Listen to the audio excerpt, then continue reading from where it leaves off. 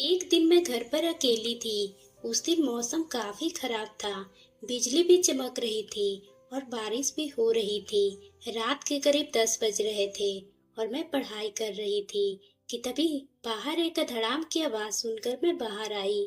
मैंने देखा कि एक आदमी घायल पड़ा था। मेरा नाम ज्योति है। घर में मेरे मम्मी पापा और मेरे अलावा और कोई भी नहीं था, क्योंकि मैं अपने माँ बाप की इकलौती संतान थी। पर मैं चाहती थी कि मेरे कोई भाई बहन होते जिनके साथ मैं अपनी बातें शेयर करती और उनके साथ पढ़ाई भी करती। एक दिन अचानक फोन आया कि मामा के लड़के का एक्सीडेंट हो गया है। ये सुनकर मम्मी पापा तुरंत ही वहां चले गए।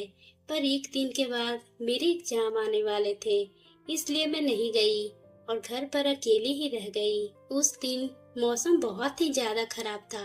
रुक रुक कर बारिश हो रही थी और बिजली भी कड़क रही थी और मुझे बहुत ही डर लग रहा था। लेकिन मैं अपने आप को दिलासा दे रही थी कि बस एक ही रात की तो बात है, मैं रह लूंगी।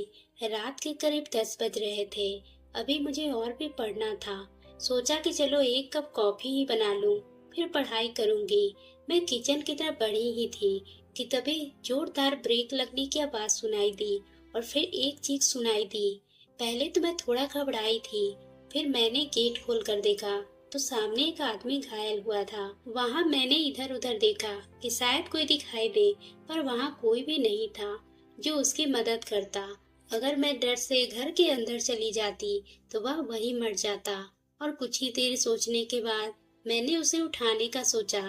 तभी सामने वाले घर से एक लड़का निकला जो मेरा ही पड़ोसी था। उसका नाम रवि था और मैंने कहा, रवि देखो तो, किसी ने इस आदमी को टक्कर मार दी है और बहुत ही ज्यादा खून बह रहा है। जरा मदद तो करो, इसे अस्पताल ले चलते हैं। तभी उसने कहने लगा, ज्योति दीदी लगता है एक्सीडेंट का केस है। मैं किसी लफड़े में नहीं पड़ना चाहता और आप भी घर के अंदर चली जाओ। उसके बात सुनकर मुझे बहुत ही बुरा लगा था। मैंने कहा, रवि कम से कम इसे उठा तो दो और इसका बाइक मेरे घर के पास खड़ा कर दो और जरा देखो कि कोई मोबाइल वगैरह पड़ा है क्या। आसपास रवि ने इधर उधर देखा तो कुछ ही दूर पर एक मोबाइल पड़ा हुआ था।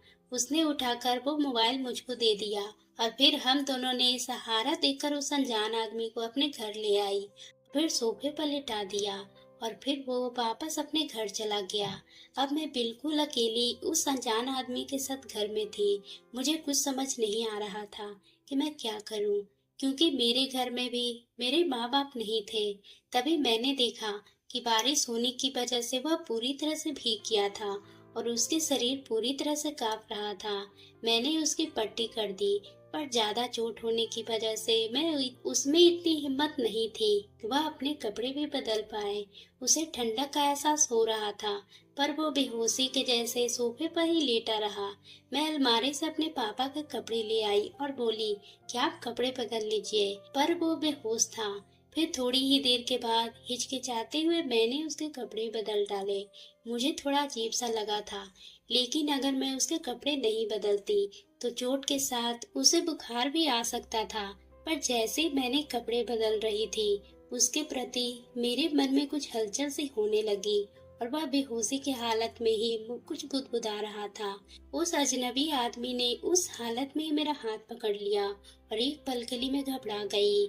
फिर बोली, अरे मेरा हाथ छोड़ दीजिए। मगर वो तो बेहोशी के आलम में था और धीरे धीरे उसकी हालत खराब होती जा रही थी। मैं बहुत ही घबराने लगी थी और सोचने लगी, अगर उसे कुछ हो जाए तो क्या होगा। मैं पागल थी जो इसे घर ले आई थी। रवि ने तो मना भी किया था, मगर मैं ही नहीं मानी। पर अगर नहीं लाती, वह तो घर से बाहर ही मर जाता। मैं तो सोच रही थी कि पट्टी करके इसे घर से भेज दूंगी, पर अब क्या करूं।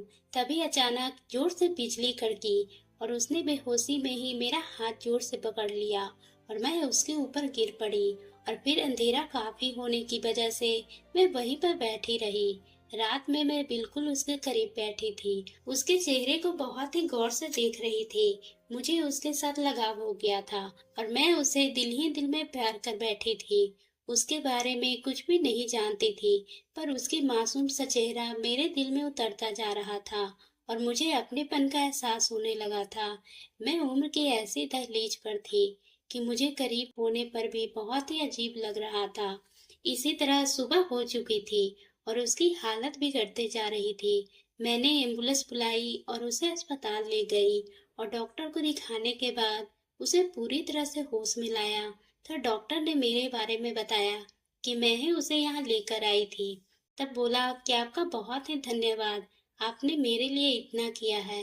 मैंने कहा कोई बात नहीं, आप बस जल्दी से ठीक हो जाएं। तो मैंने बोला आपका नाम क्या है? तो उसने अपना नाम दीपक बताया और उसने यह भी कहा कि वह एक कंपनी में काम करता है। मेरी गाड़ी खराब हो गई थी, इसलिए मैंने मैकेनिक की तलाश में अपनी गाड़ी से बाहर आया था। तभी एक कार वाला मुझे टक्कर मारकर चला गया। उसके बाद मेरी आंखें आज इस अस्पताल में खुली है। आपने मेरी जान बचाई है, इसलिए आपका बहुत बहुत शुक्रिया। वरना मेरी बीवी मेरा इंतजार करती ही रहती और वह बहुत ही ज्यादा परेशान होगी। दीपक के मुंह से ये सब सुनकर मेरे पैरों तले से जमीन ही निकल गई। मैं एक ऐसे इंसान से प्यार कर बैठी थी जो पहले से ही शादीशुदा था और मैं इस बात से बिल्कुल भी अनजान थी। फिर उसने बताया कि उसकी शादी को 6 महीने हो गए हैं और वह अपनी बीवी से बहुत ही प्यार करता है। फिर मैंने पूछा कि दीपक जी, आपको रात की बात बिल्कुल भी याद नहीं है क्या? उस वक्त दीपक ने मेरे बात को ध्यान नहीं दिया और उसे अपने टक्कर मारी हुई बात बस इतनी ही याद थी। मैं उसे जानबूझकर असलियत छिपा रही थी और तभी दीपक ने कहा कि ज्योति जी, मुझे कुछ याद नहीं आ रहा है। दिमाग पर जोर डालते हुए दीपक बोला, हाँ, अगर आपको कोई तकलीफ हो तो कृपया मेरी पत्नी को फोन कर दीजिए, वो बहुत ही परेशान होगी। अब मुझको अपने चारों ओर अंधेरा दिखाई देने लगा था। मैं इमोशनल होकर उससे प्यार कर बैठी थी और दीपक तो एक शादीशुदा था और मैं बेहोशी में दीपक की हालत देखकर उससे कुछ नहीं कह पाई थी। पर जैसे जैसे मैंने अपने आप को संभाल कर दीपक के घर फोन किया था और उसकी पत्नी का अस्पताल आने पर उसे सब कुछ समझाकर अपने घर लौट आई थी। जब मैं लौट कर आई थी तो देखा कि मम्मी पापा दरवाजे पे खड़े थे। उन्होंने कहा, अरे ज्योति, कहाँ चली गई थी सुबह सुबह और ये तेरा चेहरा ऐसा लग रहा है जैसे कि पूरी रात तुम सोई नहीं। पापा भी परेशान होकर बोले, आजकल मेरी बेटी समाज सेवा का ठेका ले रखी है। तभी वो रवि भी खड़ा था। रवि को मैंने गुस्से में कहा कि चलो मैं उसकी मदद कर दी है, पर तुम तो लड़की होकर भी नजरें छुपा लिए थे और किसी को मरने से बचाने में गलत क्या है? पापा, आप ही बताएं कि उसके बाद रवि से मिलकर पापा पूरी बात समझ पाए। और वहीं पर दीपक की गाड़ी भी खड़ी थी, तो मैंने दीपक के घर वालों को फोन करके बता दिया जो उसके घर वाले आकर ले जाएं अपनी मोटरसाइकिल। फिर मेरे पापा कहने लगे, बेटी यह तो ठीक है, पर तुम आगे से गैर मौजूदगी में फिर ऐसा कभी नहीं करना। ये तो अच्छा था कि वह एक अच्छा इंसान है, परंतु अगर कोई अपराधी होता तो क्या होता? तभी मम्मी बोली, खैर छोड़ो, अंत भला तो सब भला। वैसे भी वह पूरी तरह रात की जागी हुई है। मम्मी बोली, चल बेटी, चाय पीकर थोड़ी आराम कर लो। मैं अंदर चली गई और साथ में एक तूफान सी मेरे अंदर मेरे दिल में चल रही थी। मैं जब घर में घुस रही थी तो मुझे ये क्यों लग रहा था मैं अधूरी, और ये कभी अब कभी पूरी नहीं होने वाली थी, क्योंकि मुझे जिसने अधूरा किया था वह एकदम अनजान इंसान था और इस बात से अनजान मैं उसे क्या हो गया था। धीरे धीरे 2 महीने बीत गए थे और एक दिन मुझे लड़के वाले देखने आए थे। मैं अपने कमरे में तैयार हो रही थी, तभी पापा अंदर आकर बोले, अब कितनी देर और लगने वाली है, सब इंतजार कर रहे हैं। मम्मी बोली, बस हो गया है, चलिए मैं ज्योति को लेकर बाहर आती हूँ। अब मैं कमरे से बाहर आई तो उन लोगों ने मुझे देखकर एक नजर में ही पसंद कर लिया और उस लड़के को भी मैं बहुत ही पसंद आई थी। उस वक्त मैं नजरें झुकाए चुपचाप खड़ी थी। फिर थोड़ी ही देर के बाद अपने कमरे में आ गई। मम्मी पापा उन लोगों से बातें कर रहे थे, चाय नाश्ते भी चल रहा था। लड़का एक बिजनेसमैन था और परिवार भी बहुत ही अच्छा था और उस लड़के का नाम मोहित था। मेरे पापा बोले, बेटा, अगर तुम्हें मेरी बेटी से बात करनी हो, वो अपनी चाची के साथ कमरे में बैठी हुई है, तुम मुझसे कुछ भी पूछ सकते हो। तभी मोहित के पापा कहने लगे, भाई साहब, अब तो ज्योति को भी बुला ही दीजिए, मोहित कब से इंतजार कर रहा है। थोड़ा मुस्कुराकर मोहित की मम्मी बोली, ऐसी कोई बात नहीं है, कुछ ही समय के बाद मोहित मुझसे मिलने मेरे कमरे में आ गया।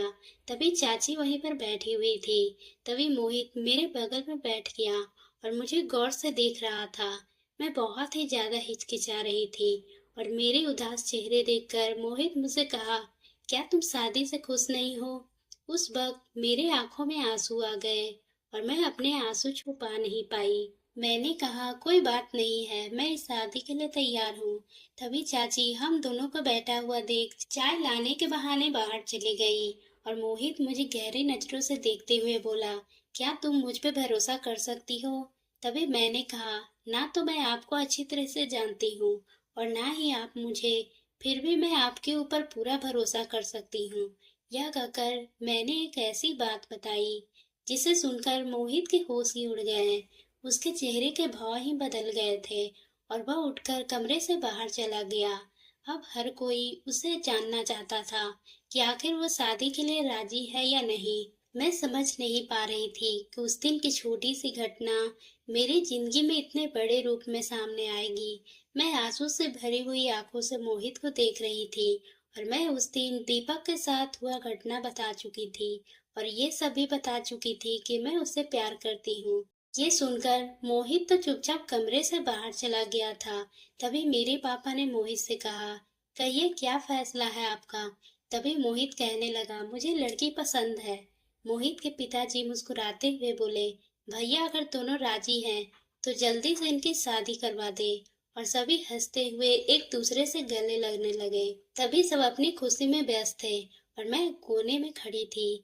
उसी वक्त मोहित मेरे पास आकर कहने लगा, वह तुम्हारा बीता हुआ कल था। तुम अनजाने में किसी से प्यार कर बैठी, पर मैं तुमसे वादा करता हूँ कि मैं तुम्हारी जिंदगी में वो हर खुशी पूरी करूंगा जिसके लिए तुम उम्मीद करती हो। और मैं मोहित की ये बात सुनकर मैं बहुत ही खुश हुई थी। अब मुझे मोहित पर पूरा विश्वास था। वह मेरी भावनाओं को बेहतर तरीके से समझेगा और मुझे वैसे ही जीवन साथी की जरूरत थी। कुछ ही देर के बाद हंसते हुए मोहित के पापा जी मेरे पापा के सामने गए और कहने लगे, मुझे आपसे एक बात कहनी है। मेरे पापा घबराते हुए बोले, भैया क्या बात है? तभी मोहित के पापा कहने लगे, आप डर क्यों रहे हैं?